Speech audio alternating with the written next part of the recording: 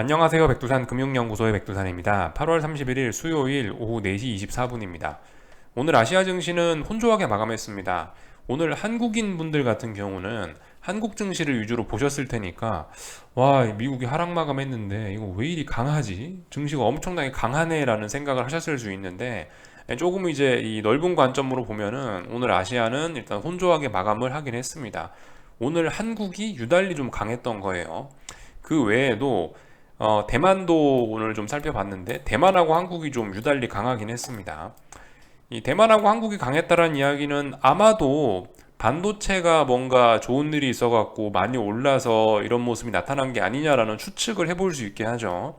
저도 아직 뭐 정확한 건 잘 모르겠어요. 근데 그런 추측 해볼 만합니다. 대만하고 한국이 아시아에서 유달리 강세를 보였다면 반도체 탓을 할 만하겠죠. TSMC하고 삼성전자하고 있으니까요.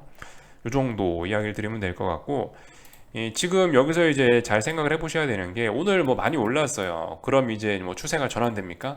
아직 그런 건 아니라는 겁니다. 이게 뭐 오늘 하루 올랐다 혹은 하루 내렸다라고 해서 지금 뭐 기쁘다 슬프다 이게 아니고, 지금 같은 경우는 좀 차분하게 좀 지켜봐야 될 때인 거예요. 하락 추세 중이지만은 많이 오를 수도 있는 거고, 상승 추세 중이지만은 그 중에 뭐 많이 급락할 수도 있는 거고 그런 거니까 하여튼 중요한 거는 고점과 고점 연결해 보시고 저점과 저점 연결해 봐서 추세가 뭐냐 요거를 생각하시면 될 것 같고요. 참고로 이제 그 지금은 전반적으로 다 증시가 하락 추세잖아요. 하락 추세에서 이제 중요한 게 뭐냐, 이 저점이 낮아지는 게 중요하냐 아니면 고점이 낮아지는 게 중요하냐, 무엇이 더 우선을 해서 봐야 되냐라고 좀 생각을 해, 이런 부분에 관해서 우리가 좀 생각을 해볼 필요가 있는데, 일단 하락 추세니까 저점은 자연스럽게 낮아질 수 있습니다. 중요한 거는 하락 추세를 극복하냐 마느냐에서 중요한 거는 어딘가 이 고점 라인을 넘어가느냐, 이게 훨씬 더 저는 중요하다라고 봅니다. 매수세가 얼마나 강하냐를 평가를 해야 될 거 아니에요. 어차피 하락 추세니까 하락하는 건 자연스러운 거고, 그렇다면 추세 전환이고 뭐고 이런 걸 생각하려면 위쪽으로 얼마나 올려보낼 힘이 있는가 매수세를 확인해야 되는데, 매수세의 확인은 고점의 높이를 확인함으로 인해서 우리가 체크할 수 있다라는 입장이고요. 그렇게 따지면은 뭐예요? 오늘 일단 올랐어요. 오늘 올랐다면 이거는 어딘가 지금 저점이 어디냐를 지금 테스트하고 있는 저점 테스트 과정인 거죠. 솔직히 뭐 오를 수도 있고 떨어질 수도 있다라고 생각을 합니다. 그러니까 오늘 뭐 한국 증시가 강하게 올랐다라고 해서 여기다 대고 큰 의미를 부여하기는 어려울 것 같고, 언젠가 만약에 한국 증시가 더 올랐다, 더 올라서 어딘가까지 올라왔다, 어딘가까지 올라왔는데 예를 들면 여기 있는 뭐 직전 고점 자리 이런 자리들을 넘어간다, 이러면 이제 이거 봐라 하락 추세가 끝날 것 같네, 심상치 않네라는 이야기를 그때 가서 하면 되는 거예요. 지금 이런 거는 지금은 어떤 과정입니까? 지금은 혹시나 이렇게 다중바닥형을 만들 수도 있는 이런 식으로 산바닥을 만들거나 혹은 뭐 이런 식으로 쌍바닥을 만들거나 해서 추세가 전환될 수 있는 가능성이 있는 뭐 그런 거에 있는, 지금 뭐 그 정도인 거지. 하여튼 진짜 중요한 거는 이렇게 바닥 패턴을 만들어서 어딘가를 돌파한 척 하느냐 마느냐입니다. 요게 하락 추세를 극복하는 데 있어서 가장 중요한 부분이라고 보고 있습니다. 그렇다면 거꾸로 이야기해서 만약 상승 추세다라고 한다면 어떻게 봐야 될까요? 똑같습니다. 저점과 저점, 고점과 고점이 높아지면 상승 추세잖아요. 상승 추세에서는 매수세가 당연히 강한 곳이니까 고점은 자연스럽게 높아질 겁니다. 그러니까 뭐 고점이 이렇게 높아지든 뭐 고점이 이렇게 높아지든 이렇게 높아지든 고점에 관련된 부분은 별로 신경 안 쓰셔도 될 것 같다라는 거. 상승 추세에서 중요한 거는 상승 추세가 깨지는지 안 깨지는지만 보면 되는데, 이 상승 추세가 깨지려면은 여기 있는 이 저점 부분이 혹시나 낮아지는지 이런 것만 위주로 해도 잘 보시면 되겠죠. 똑같습니다. 하여튼 상승 추세에서는 그래서 저점의 높이를 좀 중점적으로 보자, 하락 추세에서는 고점의 높이를 좀 중점적으로 보자라는 이야기를 드렸어요. 오늘 한국 증시 많이 올랐지만 지금은 저점을 테스트하고 있고 저점에서 반등 나오는 지금 그런 단계이기 때문에 뭐 딱히 지금 뭐 딱히 하락 보시는 분들이 저거를 엄청나게 우려를 하고 그럴 필요는 없다라는 거 그냥 차분하게 지켜봐 주시면 되겠고, 지금 한국 증시 반등이 올라오고 있으니까 정석적인 측면에서 해야 되는 건 뭡니까? 반등 시 매도 전략이 맞겠죠. 이 정도 이야기를 하면은 뭐 얼추 전반적인 설명은 다 끝난 것 같습니다. 유럽 증시 같은 경우는 일단은 뭐 긍정적으로 일단 초록불로 출발을 하긴 했는데요. 근데 안 그래도 아침에 참 유럽 증시 이야기 하려다 깜빡하고 넘어갔는데, 유럽 같은 경우는 어제 이제 그 굿 이즈 배드의 관점으로 해서 어제 뭐 미국에서 경제 지표가 좋게 나온 뒤로 이렇게 오르다가 말았습니다. 오르다 말았어요. 대부분 다 이렇더라고요. 장중에 많이 오르다가 윗꼬리를 길게 달고 겨우 상승 마감하거나 혹은 하락 전환하거나 이렇게 마감을 했습니다. 그러니까 이런 꼴을 보고 우리가 이거 강력한 매수세가 등장했다, 혹은 뭐 바닥 다지기를 하고 있다라고 이야기할 수는 없는 거죠. 이런 건 저항을 누적시키고 있다라고 보는 게 더 맞을 겁니다. 하여튼 유럽 증시도 계속해서 좀 심상치 않은 모습이고 힘이 빠져 있는 것은 여전한 사실입니다. 그래서 일단 오늘 뭐 긍정적인 아시아장의 뭐 코스피의 영향인지 혹은 뭐 미국 선물 상승의 영향인지 일단은 뭐 갭상승 출발을 하긴 했으나, 말씀드렸다시피 지금 유로존이 좀 생각보다 좀 큰 문제를 가지고 있죠. 독일 증시 같은 경우는 일단은 어제 저항을 한번 확인했고 지금 재차 저항을 확인하는 듯한 모습이 보이고 있습니다. 그리고 이 좀 큰 그림을 좀 한번 보자면은, 참고로 이 독일 증시인데 여기 있는 지금 이번에 내려왔던 이 자리가 굉장히 좀 중요한 자리였다고요. 사실상 이제 그 중요한 자리를 이미 좀 붕괴시킨 거긴 한데, 제가 봤을 때 중요했던 자리는 뭐 요 정도 자리가 좀 되지 않겠냐 싶긴 한데요. 사실 이 자리를 이미 많이 좀 붕괴를 시키고 있고, 그래도 이 자리 붕괴시켰더라도 여기 어딘가에서 지금 다중바닥형을 만들려고 시도를 하고 있지 않습니까? 그죠? 근데 이미 다중바닥형을 만들기에는 저점이 좀 너무 많이 내려오지 않았냐라는 생각이긴 해요. 어, 여기 한 번 내려왔고 여기 두 번 내려왔고, 사실 여기 두 번 내려온 것까지만 해도 이미 이거는 좀 시장이 맛이 가고 있다라고 보시는 게 좋을 것 같고요. 고점이 얼마나 낮아지냐의 측면에서도 지금 여기에서 여기까지 지금 고점이 보시면 많이 낮아졌죠. 이런 거 보고 그리고 이미 저점이 여기까지 내려왔다라는 것 자체도 굉장히 일단 독일 증시 같은 경우 힘이 없다라는 거로 좀 해석을 좀 하셔야 되겠습니다. 그러니까 물론 다중바닥형 가능성이 0은 아닙니다. 다중바닥형 만들 수 있는데, 근데 지금 이거는 다중바닥형을 만들고 싶으면 뭔가 극단적인 엄청난 재료가 있어야지 이 힘을 이 위쪽으로 쓸 수 있을 것 같아요. 아직까지는 극단적인 뭔가 그런 게 없는 이상은, 드라마틱한 시장의 변화가 있지 않으면은 얘는 그냥 줄줄줄 골골골골 하다가 그냥 계속 아래로 더 흘러내리는 그림이 나올 가능성이 훨씬 높을 것 같습니다. 하여튼 그래서 유럽의 대장인 독일 그림만 좀 간단하게 좀 살펴봤고요. 뭐 다른 것도 좀 간단하게 보자고요. 일본 같은 경우도 지금 보시면은 하여튼 오늘 뭐 양봉으로 좀 마감하긴 했어요. 상승 마감하긴 하락 마감하긴 했는데, 뭐 어쨌든 그래서 지금 다들 어디 엔가에 좀 지지력을 이렇게 좀 임시로 만들고 있는 좀 그런 느낌입니다. 물론 이런 거는 지지력이 좀 약한 편이긴 해요. 지지력이 약하긴 하지만 일단 어디선가 버벅버벅 하면서 좀 반등 시도를 하려고 하고는 있습니다. 중국 증시 같은 경우는 근데 이제 이 말씀드렸다시피 전 세계 증시와 타이밍이 좀 다르게 가는 건지 어떻게 가는 건지 일단 하여튼 지 혼자 잘 빠지고 있어요. 네. 뭐 여기다 대고 제가 뭐 딱히 할 말은 없습니다. 하여튼 아래쪽으로 잘 빠지고 있고 뭐 이런 상황이다라는 거 정도 볼 수가 있을 것 같고요. 이 위안화 같은 경우도 그냥 모양만 체크하자고요. 위안화 같은 경우도 지금 보시면은 오르다가 지금 지난 한 3거래일간 어디에인가 일단 저항을 만들었습니다. 저항을 만들었다는 얘기는 내려올 수도 있다라는 이야기죠. 지금 그 오늘 아시아 증시에서 한국이 뭐 강했고 어쩌고 저쩌고 했는데, 물론 하락한 증시도 있고 하긴 했는데, 이 전반적으로 이렇게 보면은 이 뭐 혼조세였지만은 그럼에도 불구하고 어떤 매수세 혹은 바닥을 만드는 듯한 과정, 단기적인 바닥을 만들려는 그런 시도들이 좀 눈에 띄는 하루였다라고 볼 수 있을 것 같아요. 예를 들면 위안화 같은 것도 이렇게 그죠? 이 어느 정도 3거래일 동안 저항을 만들고 있고 이런 모습들이 보이고 있으니까요. 그래서 아무튼 이런 것들을 보면서 우리가 생각을 해야 되는 건, 가만 봐라, 이거 지금 일단 하락이 줄줄줄줄 이어지고 있는데 일단 여기 어딘가에서 일단 주춤하고 있네. 반등하려는 건가? 아니면 적당히 하다 또 죽으려는 건가? 이런 부분에 대한 고민을 좀 해볼 필요가 있습니다. 일단은 가다가 좀 일단 멈추긴 한 것 같아요. 말씀드렸다시피 이제 좀 그 물론 아시아는 혼조 마감하긴 했지만 겉으로는 좀 의미 있는 매수세가 좀 등장을 하기는 했습니다. 그래서 한국 증시 좀 볼 건데 이런 게 좀 의미 있는 매수세죠, 그죠? 삼성전자입니다. 삼성전자 지금 보시면은 보시면 뭐 어설픈 이런 양봉 말고요, 양봉의 상승 전환, 그죠? 이런 게 좀 의미 있는 매수세라고요. 이 다른 때 이런 것들 봐도 확실히 좀 다르죠. 이렇게 의미 있는 매수세가 등장을 했습니다. 근데 전반적인 큰 그림으로 봤을 때 지금 삼성전자는 다중바닥형을 만드는 과정일 수도 있는 거고, 그렇지만 얘가 다중바닥형 만들고 상승 추세로 전환이 되려면 뭐다? 위쪽에 어딘가에 중요한 자리들을 넘어가야지 이제 그제서야 이제 삼성전자가 추세를 전환하는구나라고 그제 가서야 이제 이야기를 할 수가 있다는 거죠. 아직까지는 아직까지는 얘가 하락하다가 좀 지쳤나, 좀 쉬어갈 건가, 뭐 이런 생각 정도 할 수가 있을 거예요. 아직까지는 그냥 이렇게 하락 추세인 거죠. 단기적으로도 하락이고 중장기적으로도 하락이고 계속 그런 모습입니다.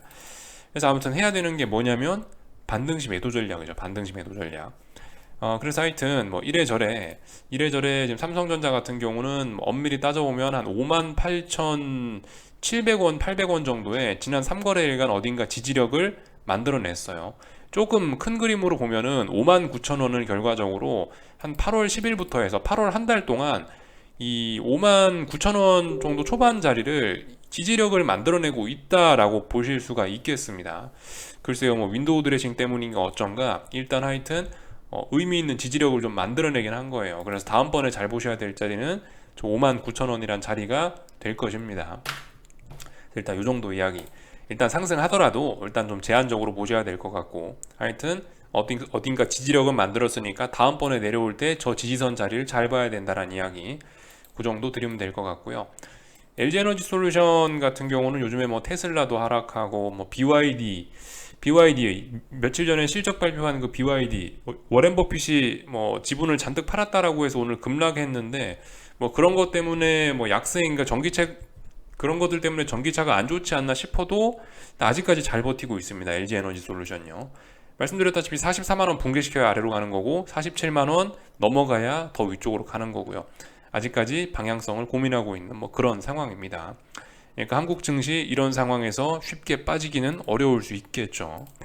자, 하여튼간 오늘 그래서 코스피도 삼성전자가 강한 매수세를 보여줬고 LG에너지 솔루션도 뭐 BYD가 어쩌고저쩌고 했지만 LG에너지 솔루션이 빠지다가 올라왔으니까 어느 정도 하방 경직성을 보여줬어요. 그래서 이 장대 양봉으로 인해서 318.8 정도 자리가 중요하다라 말씀드렸는데 결과적으로 이 자리를 좀 지지력을 굉장히 잘 확인을 하고 있습니다.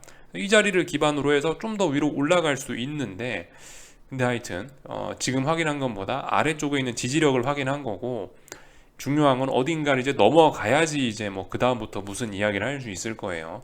아직까지는 그래봐야 하락 중에 반등에 불과하긴 합니다. 하여튼 오래간만에 의미 있는 매수세가 좀 등장하긴 했으니까 좀 잘 봐주긴 해야 됩니다. 조금 더 올라갈 수 있나 이런 생각들 좀 하셔야 되고요. 위쪽에 저항들 잘 찾으셔가지고 반등시 매도 전략을 잘 또 생각을 해봐야 되겠죠. 근데 이 아무 때나 막 반등시 매도 전략 하진 마시고 조금 잘 지켜본 다음에 오늘 강력한 매수세가 등장한 거지 강력한 매도세가 등장한 건 아니잖아요. 그죠? 물론 오늘 윗꼬리가 좀 달리긴 했어요. 선물에 윗꼬리가 좀 달리긴 했는데 뭐 저거 보고 엄청난 매도세라고 이야기하기는 좀 그렇잖아요. 그죠? 강력한 매도세의 등장은 뭡니까? 뭐 어떤 음봉이 나오거나 하락 마감하거나 이런 게 강력한 매도세의 등장이지. 하여튼 오늘은 누가 봐도 장대 양봉에 이 뭐 0.4%이 정도 올랐으면 많이 오른 거죠. 강력한 이런 건 누가 봐도 뭐라 할 수 없는 강력한 매수세가 등장한 겁니다. 뭐 물론 의미는 좀 제한적이라 말씀드렸죠. 어쩌면은 이 8월 29일 날 잭슨홀 미팅 쇼크로 한국 증시가 너무나 많이 개파락을 했거든요. 선물이 한 거의 뭐 8포인트 가까이 개파락으로 출발했죠. 그러니까 여기 8포인트 가까이 갭이 있는 거예요. 사실 오늘 이런 장대 양봉 같은 경우는 이 갭을 메우는 그런 단순한 그냥 과정일지도 그런 과정일 수도 있긴 한 거예요. 하여튼 하락 중에 일단 반등이 올라오고 있다. 매수세의 강력한 거를 봐서는 조금 더 반등이 올라올 수 있지 않을까 요 정도 생각하는 게 일단 맞긴 할 것 같습니다. 조금 지켜보셨다가 하여튼 반등시 매도 전략으로 접근하는 게 맞을 것 같긴 하고요. 뭐 코스닥 시장도 신나게 올라왔죠. 얘도 저항 잘 찾아가시면 됩니다. 저항은 지금 제 생각엔 한 1150, 1160 요 정도 사이가 지금 어떤 매물대가 있는 것 같긴 합니다. 코스닥 150 현물지수 기준으로요. 가볍게 보고 넘어가면 될 것 같고 그러니까 오늘 같은 날도 보시면 또 시장이 또 급등한다고 개인들이 또 콜옵션을 또 70억을 또 순매수를 또 들어오고 있는데 물론 이게 이제 진짜 개인들의 콜옵션 매수 베팅인지 어쩐지는 알 수가 없습니다. 뭐 요게 콜옵션 매도했던 뭐 환매도인지 요게 환매수가 들어오는 건지 뭔지 구체적으로 뭐 제가 굳이 이걸 알아봐야 될 건 없다라고 생각을 하는데 아무튼 이렇게 상승을 하면서 하락 추세 중에 하락 추세 중에 이렇게 강력한 상승을 하면서 콜옵션이 개인들이 70억이나 찍힌다는 거는 일단 겉으로 봤을 때 이건 별로 일단 좋은 신호는, 반등에 바람직한 그런 신호는 일단 아닌 것이라고 일단 해석하는 게 더 적합할 것 같긴 합니다. 아니, 개인들이 요즘에 이 시장을 좀 많이 흐리고 있어요. 아, 대폭락이다 이러면서 잭슨홀 미팅 다음날 풋옵션을 100억을 지르더니 결과적으로 이 강력한 매수세를 보여주고 있고, 시장이 오늘 강력한 매수세를 보여주니까 또 개인들이 또 콜옵션 쪽에 가고 또 우르르 또 달라붙는, 겉으로 봤을 때는 일단 그런 그림인데 이게 나중에 또 어떻게 작용을 할지 좀 차차 지켜보자고요. 하여튼 지금 시장은 오늘 강력한 매수세를 보여서 한국 증시 같은 경우는 특히나 더 뭐 상승 가능성도 열렸다 이렇게 보시면 될 것 같고, 이 원달러 환율 같은 경우는 지금 보시면 지난 3거래일 동안 한 1345원 46원 부근에다가 저항을 확인하고 빠지고 있는 겁니다. 이거는요, 이런 건 방향전환 가능성이 있는 거예요. 물론 워낙 강력한 상승 추세고 상승해야 될 만한 이유도 있고 뭐 그렇기 때문에 여전히 더 오를 것 같긴 합니다만은, 그럼에도 불구하고 이거는 일단 심상치 않은 신호이긴 해요. 당분간 원화 강세, 그러니까 원화가 아래쪽으로 이렇게 내려올 수 있는 이 그런 어떤 전형적인 기술적인 패턴이 나타나긴 한 겁니다. 그래서 이쯤 됐으면, 내일쯤 됐으면 원달러 환율이 더 강세를 보이면서 이렇게 아래로 내려오는 게 자연스럽긴 할 거예요. 근데 뭐 내려와야 될 때 내려올 수 있으려나 그런 부분 좀 위주로 잘 보시면 될 것 같고, 뭐 물론 그냥 가볍게 볼 수도 있는 거죠. 야, 상승 추세 중에 지난번에 잭슨홀 미팅 이후로 이 원달러 환율이 하루에 20원 급등했다, 갭 상승이 너무 컸다, 그래서 이 갭을 메우는 과정이다라고 가볍게 볼 수도 있긴 있습니다만은, 근데 어쨌든 중요한 건 3거래일 동안 어딘가 저항을 누적시키고 지금 이 아래쪽으로 꺾여 내려올 상황에 처해 있는 겁니다. 지금 그런 점은 분명히 받아들이셔야 될 부분입니다. 지금 기술적으로 아래쪽으로 더 가겠다, 매도세가 등장했다, 저항을 누적시켰고 빠져야 될 때 빠지고 있다라고 일단 보시면 될 것 같아요. 그래서 실제적으로 내일까지 이런 하락 연속성이, 어떤 그런 연속성이 이어질 수 있나, 그런 점들 위주로 좀 체크하시면 될 것 같습니다. 그래서 한국 증시 오래간만에 강력한 매수세가 등장해서 더 오를 수 있나 라는 거를 일단은 확인을 해보시면 될 것 같고요. 하여튼 그래요. 오늘 제가 든 생각은 그거였습니다. 어쩐지 한국 증시가 저렇게 강한 게, 어쩐지 요즘에 달러화가 지난 일주일 동안 더 이상 오르지 못하고 자꾸자꾸 저항을 누적시키고 있더라. 어쩐지 유로화가 더 빠져야 되는데 빠지지 않고 6, 7거래일 동안 하방 경직성을 확보하고 자꾸 올라오려고 하고 있더라. 야, 자꾸 천연가스가 가지 못하고 갔어야 될 때 꺾이더라 라는 거, 이런 점들을 보면서 좀 느끼긴 했어요. 이거 생각보다 시장이, 주식시장이 이거 강력하게 올라갈 만한 조건들이 좀 나오긴 하는데 라는 생각이 좀 들긴 했었거든요. 근데 일단 오늘 저런 것들의 영향인가 일단 한국 증시가 강하게 올라오긴 했습니다. 그러면서 원달러 환율도 3거래일 동안 저항 확인하고 이랬으니까 위안화도 3거래일 동안 어딘가 저항을 확인하고 이런 식으로 지금 꺾일랑 말랑 지금 하는 상황이니까요. 하여튼 뭐 그렇습니다.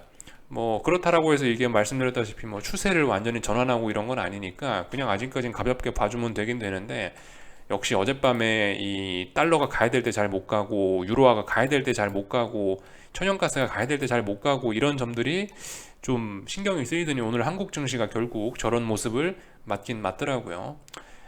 뭐 개인적인 생각이었습니다.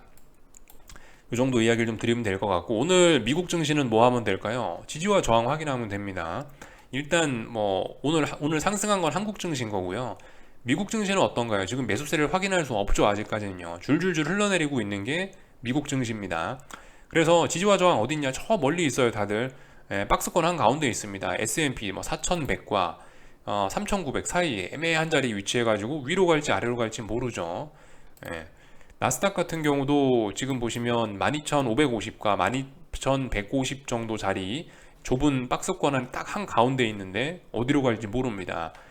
다만 일단 미국 증시는 매수세를 보이지 않고 줄줄줄 흘러내리고 있다라는 거고, 하여튼 이 나스닥 같은 경우는 12,550에 2거래일 동안 저항을 확인했다라는 점 정도 생각하시면 되겠죠. 아니 똑같아요. 미국 증시도 일단 하락 추세니까 반등시 매도 전략 맞긴 맞습니다. 이 정도 이야기를 해드리면 될 것 같고, 하여튼 오늘 아침에 그 유로화 이야기 이런 것들을 좀 계속 좀 드리고 있는데요. 이 유로화 같은 경우 지금 제가 이거는 이 현물 지수입니다. 현물 지수. 요 트레이딩 뷰에서 보여드리는 요거 같은 경우는 현물 지수고요. 현물이고, 요거 여기 HTS에서 제가 보여드리는 요거 같은 경우는 선물입니다. 글쎄요, 뭘 기준으로 해야 될지 잘 모르겠긴 한데, 하여튼 그럼에도 불구하고 오늘의 움직임이 중요한 것은 뭐 현물로 보든 선물로 보든 그다지 큰 차이는 없습니다. 현물로 보든 간에 뭐 선물로 보든 간에 오늘까지 유로화가 상승 마감한다. 뭐 현물로 봐도 오늘까지 유로화가 상승한다. 라고 한다라면은 그거는 좀 유로화가 진짜 상승할 의지가 있는 걸로 좀 봐주는 게 맞을 수 있어요. 유로화가 그래서 여기 어딘가 오늘 밤에 올라오면서 어딘가 현물이 이 저항을 돌파하는 모습이 보인다면은 증시는 또다시 반등을 시도할 가능성이 충분히 있습니다.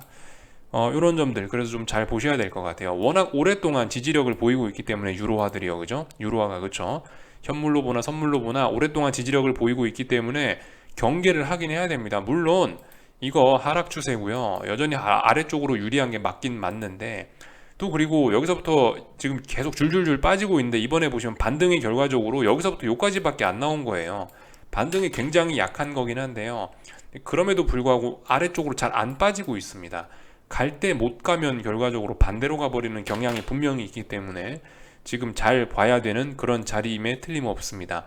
이 정도 했으면 오늘 밤 정도에는 그래도 좀 이렇다 저렇다 하는 신호를, 방향성에 대한 신호를, 힌트를 좀 줄 것 같긴 하거든요. 그래서 일단 오늘 밤에 좀 잘 보자라는 이야기를 현재 뭐 드리고 있습니다. 글쎄요, 어디로 갈지는 일단 잘 모르겠는데 잘 지켜봐야 되겠죠.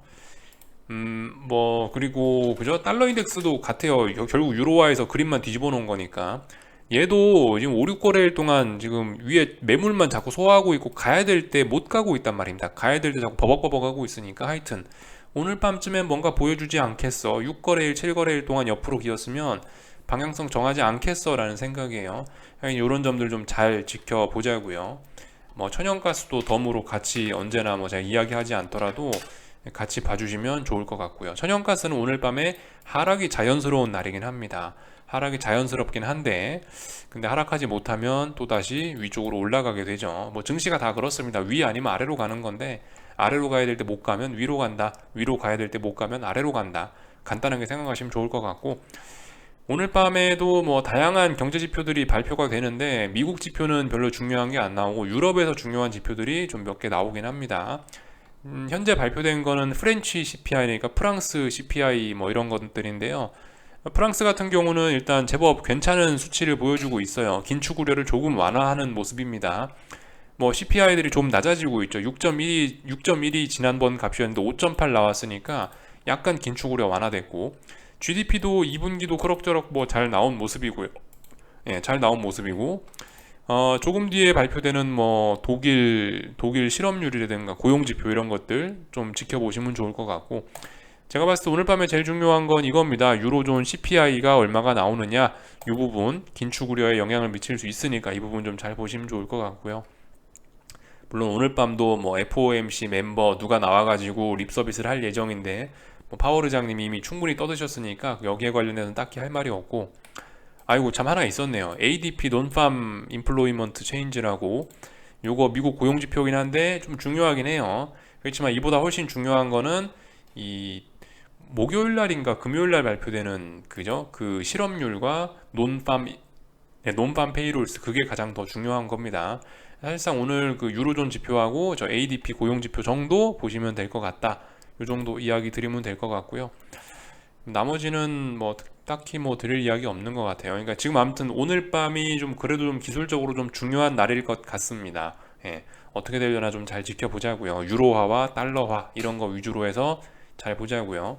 여기까지 하겠습니다. 궁금한 거 리플 남겨주시고 내일 아침에 뵙도록 하겠습니다.